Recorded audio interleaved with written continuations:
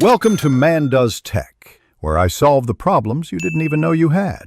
You start by opening Meesho and making sure the app has camera permission. Without that, you cannot scan. Once done, log into the account you'll use to scan. Seller tools differ from buyer tools, so choose correctly. Make sure the barcode is clean, flat, and well lit. Hold your phone steady at a slight angle if glare appears. Also clear any app overlays and close other camera-using apps so Meesho accesses the camera immediately. You now tap the search bar and then the camera icon to enter scan mode.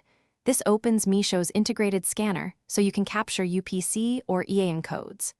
Once in scan mode, make sure you're using the rear camera for higher resolution.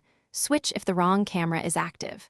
Position the barcode inside the guide box and hold still. Meesho will autofocus and read the code automatically. If it's a long code, move slightly closer or farther until after Meesho reads the barcode, you'll see the matched product or suggested listings. Review details like size, color, and price before tapping to view or add to cart. If the scanner fails, make sure lighting is even, wipe the barcode, and try again. Alternatively, type the numeric code into search.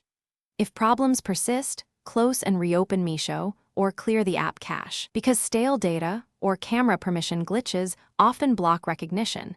This usually. Thanks for watching. If you found this helpful, don't forget to like and subscribe.